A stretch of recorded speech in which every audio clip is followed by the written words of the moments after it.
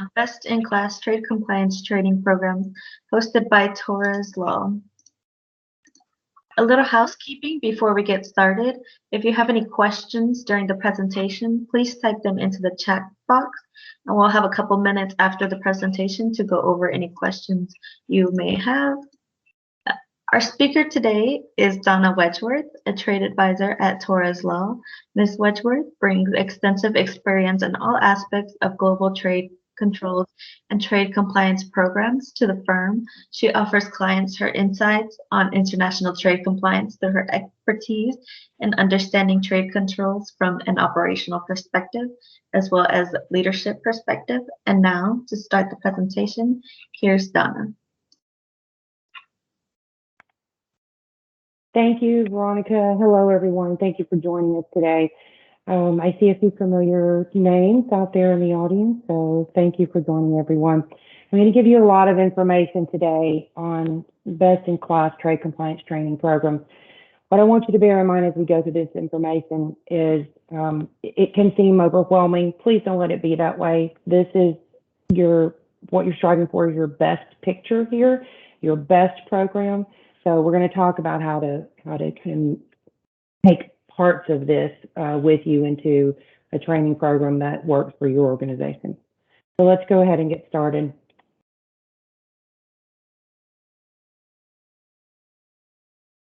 Okay. What does that mean? First of all, best in class. And this is the best definition that I could give you that sums up what that means, okay? We're going to take each of these bullet points individually, but the characteristics that you're going to have for a best-in-class training program are you're going to have a curriculum that specifically targets all your trade compliance stakeholders throughout your enterprise, regardless of how big or small that enterprise is.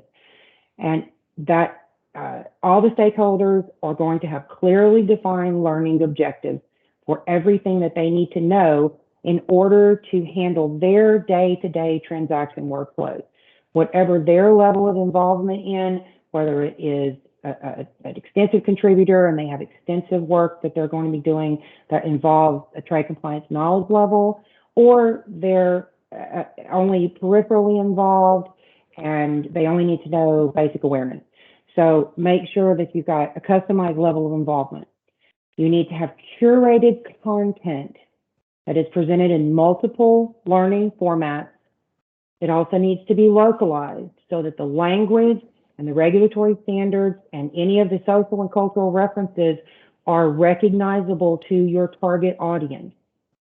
You've got to have it apportioned for easy consumption for the audience. They've got to be able to take that in small bits and retain it. It also needs to be repeatable and very easily accessible by everyone in your target audience, all of your learners. You've got to make it repeatable because you can't train everyone individually in most cases, right? You've also got to make sure that you have record keeping for that system that tracks that down to the individual learner level so that you know at all times who's learning, who's had what training, who has not, and what do they need for a multitude of purposes. You also want to be able to integrate into your other enterprise systems if that's possible, okay? So these are all of the key characteristics that you're going to want to look for. We're going to go through each one of those and talk about what they mean. The very first thing you're going to have to do is identify your target audience. If you don't know who you're teaching to, then you can't be effective, right? And so who are your stakeholders? You've got to know all of the individuals that have any kind of trade compliance responsibility in their functional roles within your organization. That's going to take a deep dive, right? Potentially, if you have a large enterprise, particularly one that's a worldwide enterprise, but you can't really begin to initiate an effective training curriculum until you understand who you're training to and what they need to know. So you've got to be able to target them. One of the ways you're going to do that is identify your business functional areas. It's very important that you do that. You may have, and every business, of course, is so unique and so different. You're not going to always need every functional area in your enterprise to have every level of training. So you've got to be able to identify what are the functional areas that you're going to need to distribute the training to. And then you're going to have to try and identify where each of those functional areas intersect with a trade compliance function as well, okay? And that's something called business process mapping. You may not have ever heard of this. This is something that is that I've used for enterprises that are 3 or 4 people or multinational corporations, okay? It's very, very scalable to your enterprise. I cannot stress the importance enough of doing this. It gives you, as a trainer, or if you're the empowered official, or if you're the person who's setting up the training curriculum, this gives you an insight into your business that you're not going to get any other way, because you will actually be able to list who your stakeholders are, and that gives you a better perspective on where you're going to be targeting your training. Okay, so let's look at what that is going to look like. This is just a small section of a business process map. You're going to get a copy or a sample of this too, so you can use it in your own business. But it's very simple. You're going to list your trade compliance activities across the top. These are all of your trade compliance activities that are specific to your enterprise. These are some common ones that are listed here. Jurisdiction and classification, right? Controlled item marking. Those are things we all have to do. You have to watch for prohibited and restricted party screening. So those are some common ones. So I wanted to make sure we could see those on here.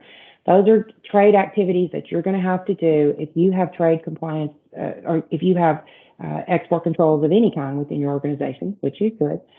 And then, so those are some basic activities that everyone's going to have to perform. On the other side of the map, you've got all of your functional roles, or these might be just business processes, like order entry. Order entry is kind of both, right? You're going to have personnel who perform order entry. It's going to be as a business function, you're going to have order entry, but you're also going to have personnel who do that. So that's where you want to list out all of the individuals and roles, and functional roles particularly, that have some intersection with a trade compliance activity in their day-to-day transactions, all right? And then you mark those intersections, and you find all of the ways that your activities and your functional areas within your enterprise meet. That's where your training has to be. So that's your map. That's how you decide how you're going to structure these programs and how you're going to target those individuals, because those are your stakeholders. So you have to make sure that you're not just putting together training and you're putting it out there. It's a lot, it's more work to do it this way. It takes more research, it takes more planning. But in the long run, it's easier because you're going to be curating content for them. So that way you can keep things that are in those consumable bites, like we talked about, right? Small bites, and help each of those individuals to make sure that they are trained to perform their specific trade compliance activities throughout your enterprise. Okay? Hopefully that makes sense. And we can talk some more about this. You'll see how that fits in. But that's the business process mapping is really important. So I would encourage you all to do this. It takes a little time, but please do it, and you'll be glad you did. And it actually is relevant for a lot of other activities too, particularly trade compliance training. Next step in our bullet was training that's customized to the level of involvement or expertise that's required in day-to-day transaction workflows. Okay, so there are a lot of different descriptions that you'll see out there for training levels and how we do it. Here are 4. I try to keep it pretty simple to split it up. You can split it up however you like. This is not something that's carved in stone. This is just my way of splitting it up so that you kind of see the various levels. You don't have to train everyone to everything. That's not practical in the long run. You don't have enough time to do that. So you're going to want to make sure that you can split this training up and, again, target the stakeholders in each level that are going to be important to those functional areas. So we'll go over these a little quickly. Level 1 is always, in my opinion, that's your basic trade compliance awareness. If you run an export compliance program or a trade compliance program in your enterprise, basically everyone in your organization is going to need some kind of awareness training at a minimum, and usually annually. And most of us know that if we're in this field any length of time. So that's your basic training. That's your enterprise level. Everybody does it at least annually, and you make sure that everyone understands that your company in your organization, your enterprise, regardless of size, okay, this is not necessarily multinational corporations. This is anyone who has the need for an internal compliance program. You want to make sure that they understand how to recognize the fact that violations could occur and the effect that that might have on the company, and just some of the regulatory agencies that control these things. You also want to take that opportunity to make sure you introduce them to whatever your company trade compliance policy is. And you all have one of those, right? Yes, you all have one of those. So make sure that you take that opportunity to make your target audience understand that your company has policies. Not only are there these regulatory policies, but there are company policies that will apply as well. So it's a good time to introduce those and let them know where they are on your servers, on your learning management system, so they can be located. And I've given some examples there of some of the areas that might only need that level of training, right? Your front desk people, finance folks, depending on, and this is very, very subjective to your enterprise. So these are not hard and fast rules here. These are just examples of some of the to give you an idea of some of the functional areas that might fit into this category. You do you. You have to find what works for your enterprise, for your business, regardless of size. Okay. Level 2, you're going to move into your functional areas like we showed you on the business process map. So here's where you start to target your shipping, receiving people, your engineering team, your IT people, your procurement teams. This is where they go one step up in their training, so that they get training that targets specifically to their performance in their roles in your day-to-day transactions for your business, okay? You're gonna make sure that they have at this level an understanding of the basic regulatory definitions. So when they see it, they know what it is. Oh, I know what an export is. I know the difference between technology and technical data and non-controlled information. I understand what a deemed export is, right? You want them to be able to understand these basic terminologies. Jurisdiction and classification is a big one. When there are licensing requirements, all of these types of things are going to be introduced to them, but make sure you introduce it in the context of what their roles are day to day. They don't need to know everything. They need to know what they need to know in order to make sure that they have their tasks covered day to day, and so that they can implement these policies and procedures and these techniques and these definitions and the concepts that they're learning into their standard day-to-day activities. You want to instill in them the fact that their trade compliance is not an extra step they have to do. It's a part of their daily transactional work. These are the things we do all the time. So that helps, by targeting the information directly to them, that helps to ensure that they understand this is something I have to do on a continuous basis, and it's not separate. So that's easier for it to become rote for them to do every day. Okay? I always recommend training your management and executive team, your C-level folks, separately. They have a different awareness and knowledge level that is going to be more specific just to their role. And even management versus your executive team will sometimes be different. Your functional managers are going to have to be well aware of everything that's involved in their functional area.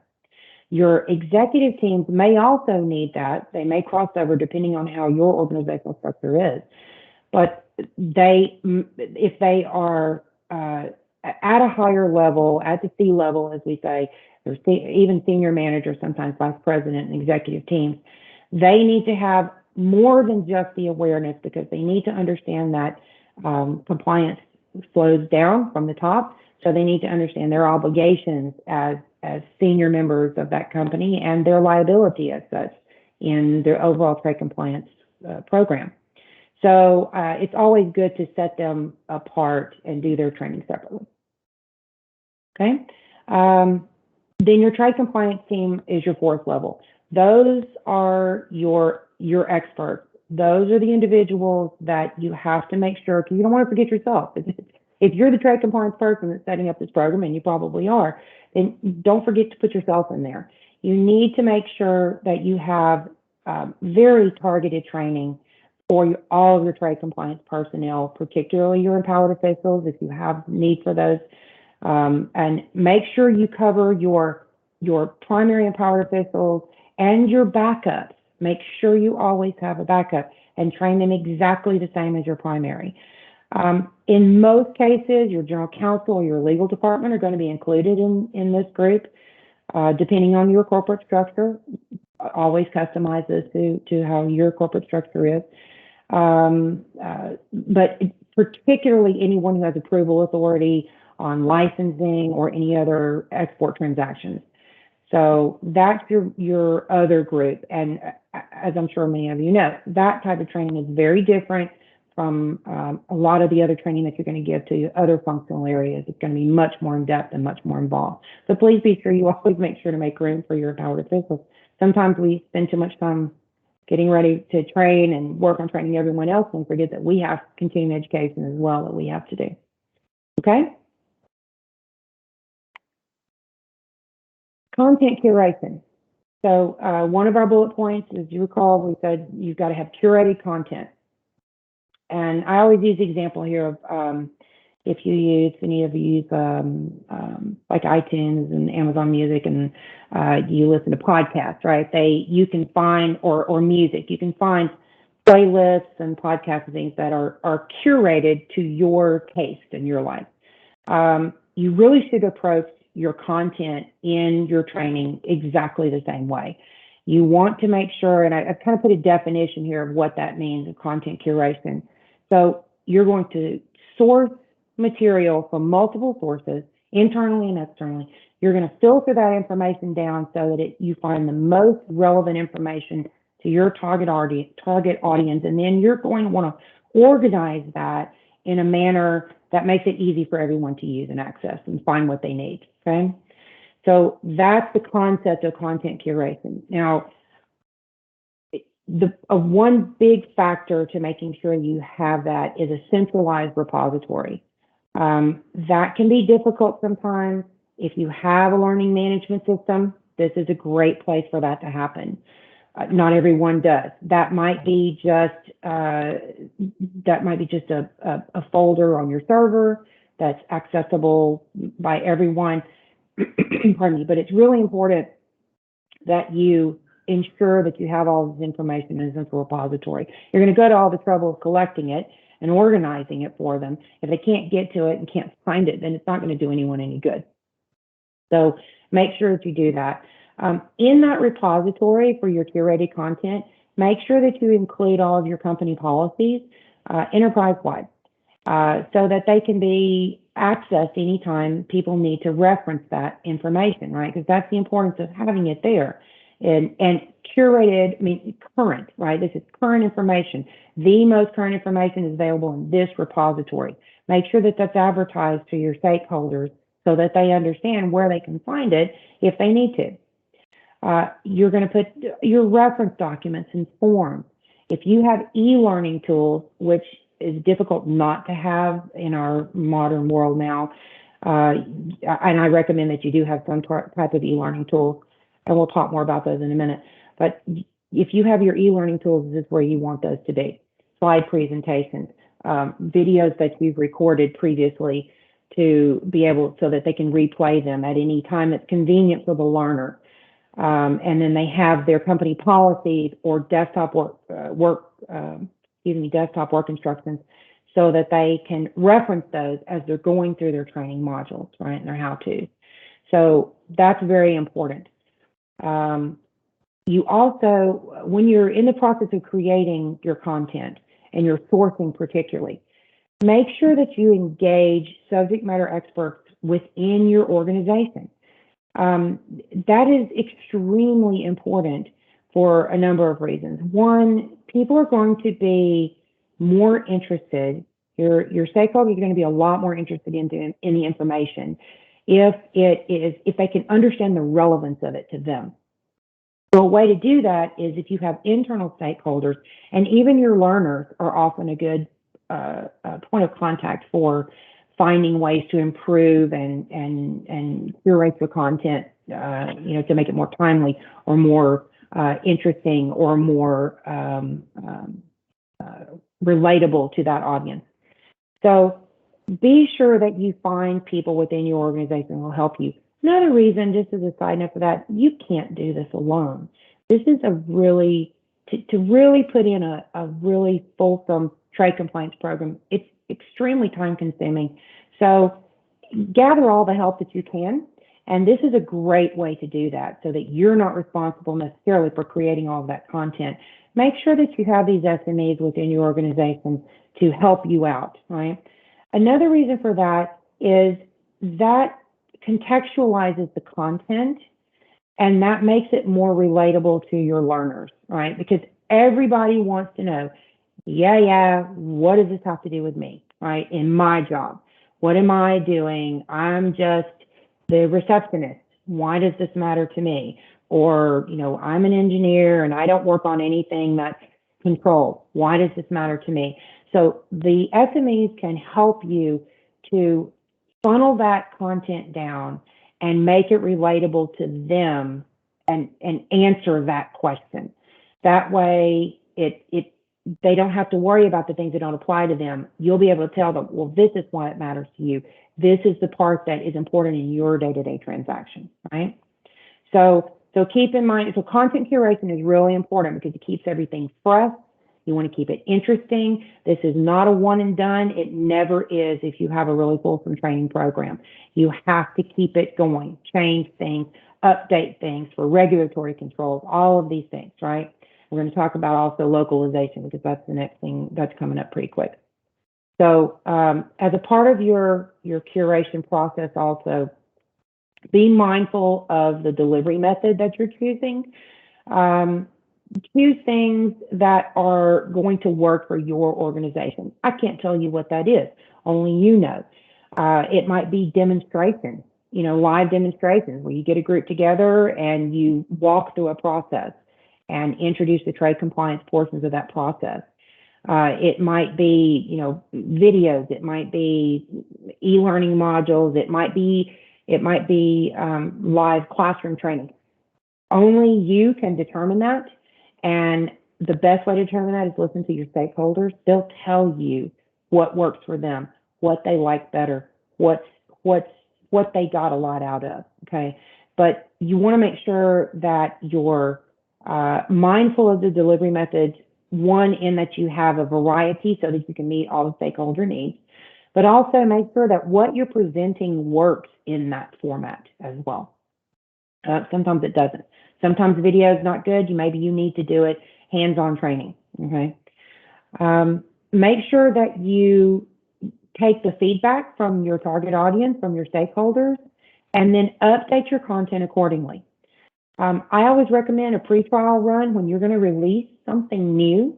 Make sure that you get a cross-section of your stakeholders together, have them preview that, and then answer a survey afterwards. What did they think about it? Were there any typos in your content? Did they think it was just absolutely ridiculous and it didn't come close?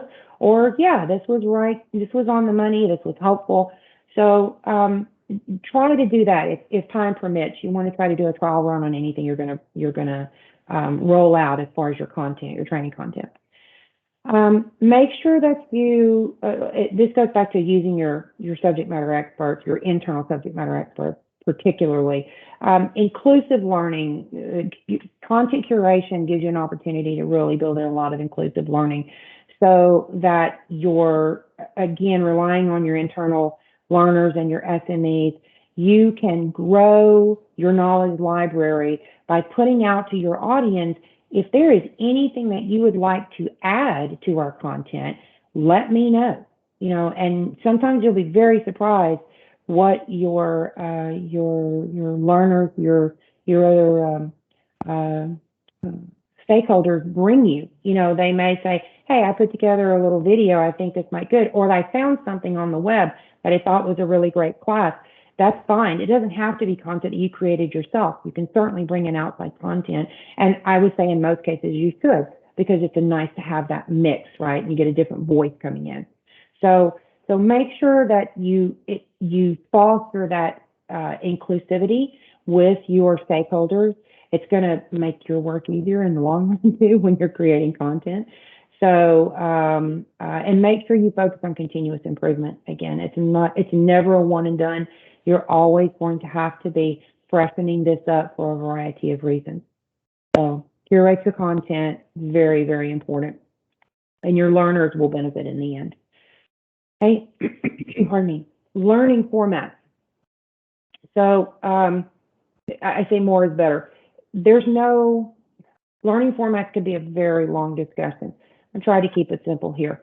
There are a lot of different methods out there, but we're going to focus on just a couple really for this portion. But you know, feel free to customize use whatever learning format works for your organization.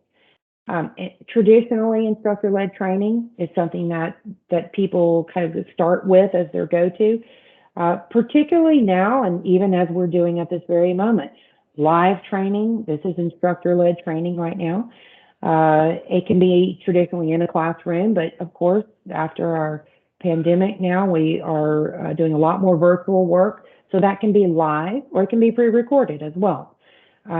There's no preference there. Sometimes that's the best method. That may work for your audience. Get the feedback from them to find out which works better. Sometimes that's quicker to roll out as well. If you're under a time crunch and you don't have a lot of time to put something together, that's sometimes your go-to because that's what you can get quickly done. Okay. I've put some asterisks beside technology-based learning or e-learning because that's really, I think it's necessary to have that in your training program. I think it's difficult without it. You really have to have some e-learning base. And it may, for your enterprise, be a fully e-learning base. And that's, if that works, great. Nothing wrong with having that. But you really are to optimize your program, you're going to want to have some kind of e-learning involved in that. There are a lot of different varieties, and I've listed those here for you. There are a lot of different things you can do. There's a lot of buzz right now about gamification. And that's, you know, easy because your company can build an app and you can have that app on everyone's mobile device. It's a great way to have people access reference material because it's very handy to them. You can push knowledge checks even, you know, to their mobile devices and ask them questions and, you know, offer a prize if they get it right, something like that, something to incentivize them. But e-learning, particularly now with distance learning becoming so important because a lot of enterprises now post-COVID have decided to restructure their physical facilities, and maybe they're going virtual with part of their workforce or even all of their workforce, and they didn't do that before. So your e-learning is definitely going to facilitate distance learning, and that's becoming more important than we ever realized until recently. I think it's really driven that home with all of us being, pardon me, with all of us being out of the primary workplace now for so long. Be sure that you include whatever learning format you choose. Be sure that you include some kind of knowledge check in your information, because at the end of your training or during integral parts through your training if you're doing e-learning, you've got to have those knowledge checks so that you can make sure that your audience is picking up what you're putting down. You know, you got to make sure that they're absorbing that information. But you also need that information because you're going to have to report up to your C-level folks whether or not your program is successful. And this is where you start to draw your analytics and your metrics from, so that you can show How many people have been trained? What type of training was done? How successful were they? How well are the knowledge checks working out? So is the information soaking in to your target audience? These are going to be extremely important because particularly if you're starting a new program or you're wanting to expand your program and you're going to need budget for that, you've got to be able to quantify your results so that you can show this is why we need it. Maybe you need those results to show a deficiency. Maybe you put out one level of training and everybody really doesn't do very well. So that's also very important to be able to show that. So make sure that you have a way through your knowledge checks to show this qualitative and quantitative analysis. In most cases, you're going to want to blend, like I said, your learning formats. You're going to want to have some instructor-led training. You'll have some e-learning. In most cases, that's going to be your best blend. So shoot for that. But in the end, do what works best for you and your target audience. Okay. Localization is a very big topic, but I'm going to try to distill this down for you as much as I can. Localization is something that is extremely important in a training program. It's something that a lot of times is forgotten. And I cannot stress the importance of it enough, but it is also, particularly if you have a large enterprise or global enterprise, it can be a very tedious task. So let's talk about what that is. And localization, you'll find a number of different definitions for this, but essentially what you're doing is after you've got your content ready, you've curated it, you've filtered it down, you've got some that you're going to roll out now to your enterprise, particularly if you have a global enterprise, a multilingual enterprise, or that goes beyond U.S. borders, then you're going to need to localize that information. That means that you're going to make sure that the content that goes to those individuals within your target audience, that everyone who receives that gets it in a language that is understandable to them, if that's necessary, if they are non-English speakers. You're going to make sure that any legal or regulatory standards that apply to their geographic region are going to be included in that.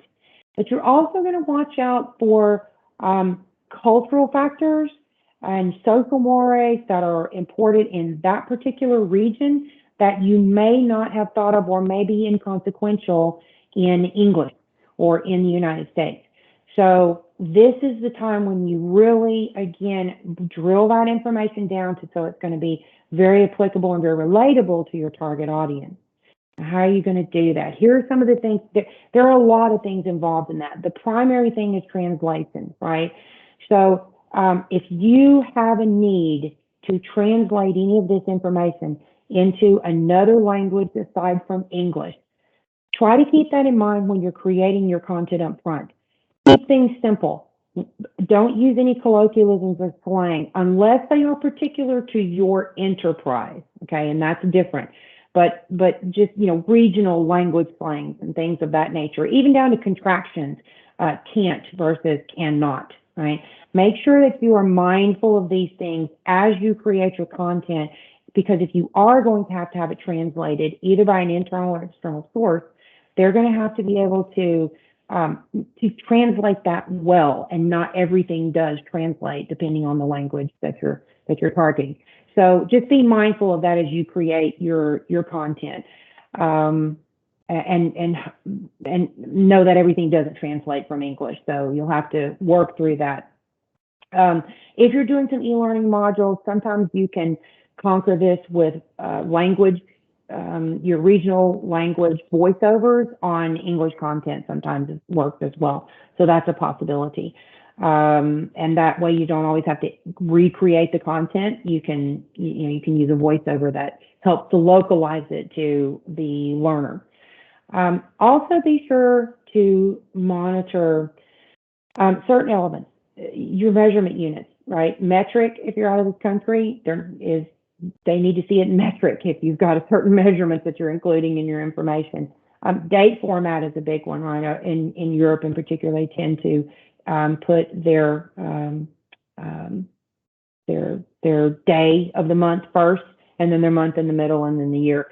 So be sure that you're mindful of those types of changes when you're localizing your content.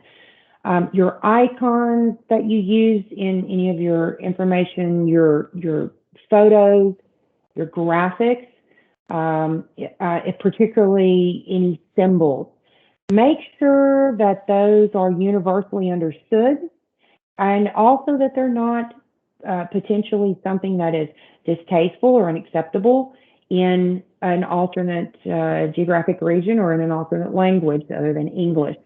There are a lot of things like that that may be very surprising that are so then, because if it contains that information and your learner may find it offensive in their language or that symbol or that logo in their country or even that certain color scheme, that blocks their ability to learn.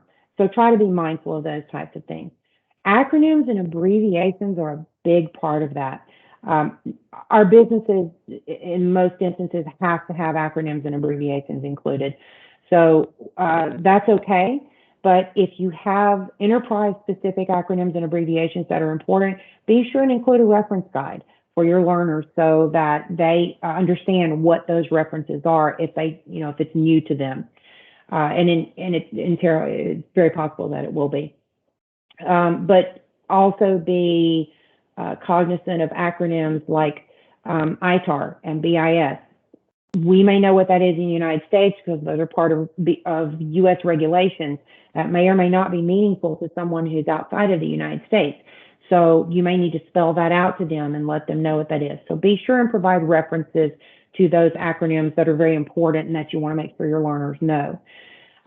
Also, because it's of gender references and the pronouns that you use, it's best to try to avoid gender-based pronouns of any kind in your content. That's always my recommendation, just because you don't know how that's going to sit with your learner. So just these are some things to be mindful of as you go through your localization process. And there are a lot of other things, but these are a few. So make sure also when you're localizing your information to include your company policies, right, and the procedures that are going to be applicable to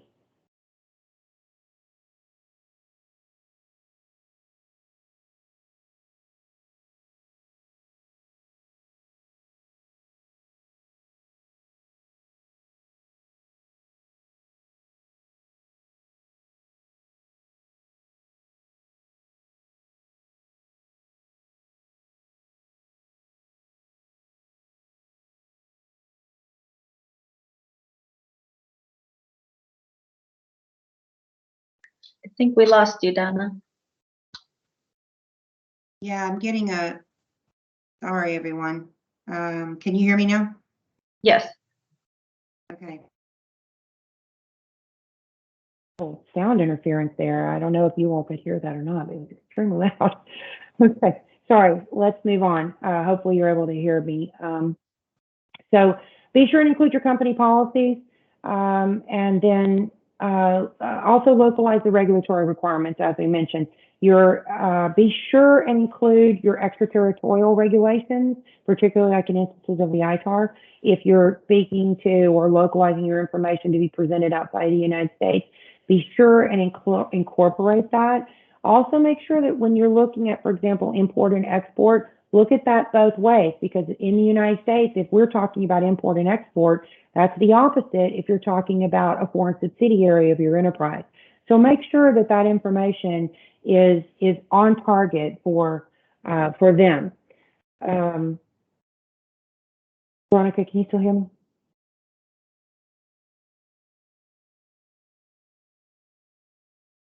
Yes. Okay, thank you. Sorry, everyone. Okay, so let's move on with these. We're running a little behind. Keep things easily consumable, okay? Small bites. Don't give your audience too much too fast. We can only retain so much information. Optimally, keep it a learning module at about 20 minutes. Maybe go as long as 30 and stop. there's not going to be a lot of information retained after that, particularly because a lot of this information is fairly complex. So the more complex the information is that you're giving to your target audience, make sure that you keep that to consumable bites for them so that they can take it in, digest it, mull it over, and start to get it into their day-to-day activity. Okay, so try not to overwhelm them, and find some less structured ways of presenting the information. If you work it into other things that are happening. If there's a team meeting that's happening locally within your organization, your engineering folks meet once a week for a weekly roundup on projects. Incorporate a small training module into one of their meeting times. So that way you're not interfering with their schedule. You're getting it in at a time that they would normally have this meeting, but you're also taking that opportunity and leveraging that so you can give them some information they need, some updates or some training. So that's a good opportunity to do that. If you have a group that, orders lunch in, they order pizza once a week, hey, take that as an opportunity, one of those times, to give a little presentation, give them a little, take that as a learning opportunity so that it's less intrusive to their daily schedules, and that makes it more palatable as well. Repeatability and accessibility are absolute must.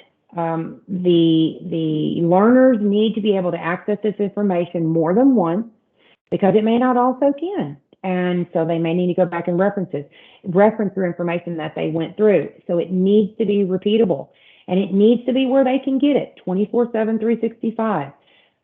Wherever that is in your enterprise, find out, and that's where you need to have your information available to them. You may want to invest in a learning management system. Great. If you can do that, you can set it up internally. There are external providers that will give that to you. Make use of that if you have the budget for it. It's a wonderful thing. If you can't, that's okay. It may just be a folder on your server where all of your information is. That's fine too. It doesn't really matter. Whatever works for your enterprise, scale this to your size and your business, okay? This training is a very personal thing.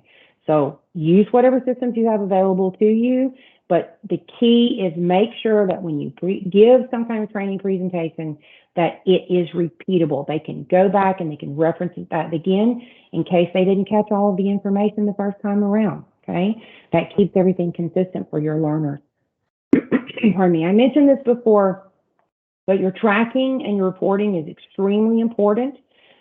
You want to make sure that you can track the individual learners. So make sure that your record keeping and whatever system you use is able to keep records about which individuals took training, when they took it, and what the content was that they were trained on, because you'll need to track that for your metrics. But you also may need to reference back to that, like if you have new employees, right? Making sure you get your new employees up to speed. So make sure that your record keeping is specific enough that you can keep the records down to the individual learner, but also this will help you in building your analytics when you're reporting up the line to maybe you're trying to get some budget approved, maybe you're trying to get some staffing approved. You want to be able to show your success rates and your completion rates and all of this information. So make sure that your record keeping allows you the opportunity to build those metrics in and do some analysis. Why is all this important? Why do we need to mess with this? Blah, blah, blah training, whatever, right? It really comes down to risk management. That's the number one reason you have to do this. Optimally, we want to avoid any unauthorized transactions or unauthorized transfers and escapes, as we call them a lot in the industry. You don't want any escapes in your enterprise, in your business, because then you're going to be looking at potentially fines if you've got willful misconduct, and you may be exposing criminal issues within your company if you've got a rogue employee, which we hope never happens. But you've got to protect the company, you've got to protect the employees. So the training is one of the best ways that you can put forth an effort to avoid those kind of things and mitigate some of the issues that can arise. Particularly if, worst case scenario, you end up with a regulatory agency that has discovered a violation, and you have to answer to them. That can be quite painful, and many of us have gone through that experience, and more than once. One of the things that is extremely helpful there, and that, in fact, if you look at the Department of Justice, I think it was 2020, they put out an updated examination of the things that they look at when they're looking to see if businesses are compliant. Training is a big part of that. Have you been training your enterprise? Have you been familiarizing them with the regulatory controls that are involved in their day-to-day business, right? If you've been doing that and something still goes wrong, and most likely it will, because people are not perfect, we are fallible, and we're going to make mistakes, even when we do our best effort. Things will happen. But if you've provided training to the individuals or to the business functional area where your escape happened, you're going to have a lot better luck mitigating any long-term effects from regulatory agencies or any fines and things of that nature. If you can show that, well, look, they were trained not to do this, they just made a mistake, and mistakes do happen. So that's really, really, really the big thing that's going to help your company. It also, especially if you engage your internal SMEs, you're going to start building that culture of compliance, which is really your optimum state. That's where you want to be, regardless of how large your enterprise is. A few people, or a few thousand people, or a few 100,000 people. It doesn't matter. It's all the same. Building that culture of compliance means you're getting that habit of compliance as a rote experience and a part of their day-to-day transactions. So they don't have to really think about it. It's just a part of what they do. So that's really your nirvana. That's where you want to be when you know your compliance program is completely fulsome throughout your enterprise. Okay, so that's all I have. I know that was a lot of information. I'm going to turn it back over to Veronica and see if we've got any questions.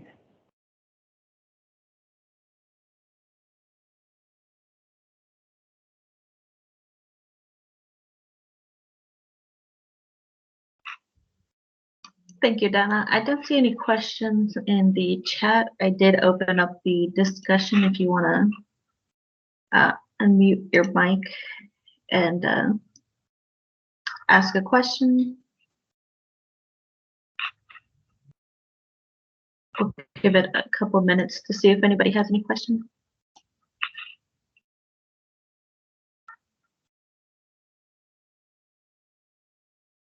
And also, you'll get, I believe you've already received this presentation. I think, Veronica, this has already been sent out to everyone, the presentation, so you'll have it to reference back to. I know that was a lot of information. Oh, and one other quick thing I wanted to say while we've still got a moment. As I said at the beginning, this is a lot of information. This is optimum, best in class. This is where you want to be. Don't let it overwhelm you. You do you. Take your enterprise, incorporate as many elements of this as you can, as your budget permits, as your time permits. Put in these elements as you can. One of these incorporated elements is better than none. So don't feel like you have to do this all at one time. And this is not something that's going to happen overnight. Take your time, build a good program, use a lot of different resources, and incorporate it as you can into your daily activities. Don't let it overwhelm you, and don't try to do it by yourself. This is a complex thing to do to really build, a best-in-class program. It's very difficult to do it alone. So it takes a village. Remember that for sure. So Donna, my name is Don Clark. Can you hear me? I can, Don. So you have said a lot, and I really thank you. I'm just reiterating a lot what you said, and trying to drink from this water hose. It is. A lot of us, I'm sure, are just the single, or maybe there's a few of us who are managing the trade control team and compliance team. Mm-hmm. So just reiterating what you just said, before I asked the question, how I mean, do you reckon we have to go back to management, as you say, the C-suite, and get resources? Because it's all important. We do it constantly. We do it every day, in essence, to share with the upper management. Yes. But I guess I how many resources or I mean, because you put out a lot, I'm still speechless. You just probably knocked a lot of us over. I mean, we know this stuff, but how do we go Yeah. to management and say we Kind of where do you you don't want to start? say we need help, but Right, wow, right, that's a lot. right. So So you're absolutely right, Don. It is. It is. And that's a common feeling. And believe me, I have been there more than once. So I completely understand what you're saying. You know, this is crazy. This is nonsense. So, so small bites, right? Small bites. So let's say the first thing you need to do is start with just some basic content. Do you have your internal compliance policy documents, policies and procedures, right? That's a great place to start. If you have those, and you should, you should. If you don't, okay, you don't, you know, we won't tell anybody, but you're going to need those. Right, that's a thing. You got to have that. You can't do without it. So that's a great place to start, because that's something that no matter how big your audience is, your enterprise is, you got to have some kind of policy documents that give some kind of format and parameters to your training, to your compliance program as overall. So, and that may be just, you know, one big, maybe you've got a compliance manual. Great. There's your starting point. There's your starting point. So start small. How can I get this compliance manual to my audience? Who's my target audience? How can I get this to them in small bites that they can consume? And it doesn't have to be high dollar. The first thing may be a lunch and learn. You order pizza for everybody and you start with your policy overview. This is our company. This is how, you know, we're in a small awareness training, something like that. You can do that at a very low cost and pretty low stress for yourself. Don't try to make it fancy. You know, these are your people you work with. These are people you know. So keep it casual. You don't have to do a massive production, you know, and you know, you don't have to. It just doesn't have to be that way. So that's the biggest thing I would say. Is start with something that is going to be something you already have, that you can start to disseminate out to your small groups easily, with a small amount of effort and with a small amount of cost.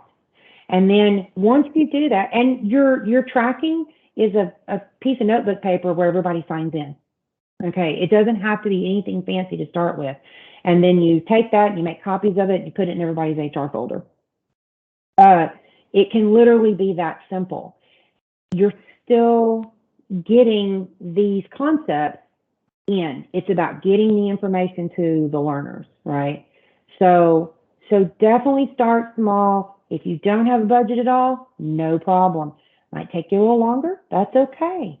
But pick a small spot to start, and usually your policies and procedures are the best place to do that. Is that helpful? Does that make sense? yes, ma'am. Thank you. Thank you very much. You're welcome, and good luck. Don't freak out. It'll be fun.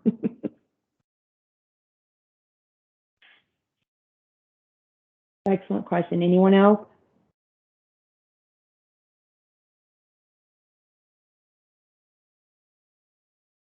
I think we're a little bit over. So thank you all so much for your time and attention. I hope you find this information helpful, and thank you for being here. We appreciate it. Good luck.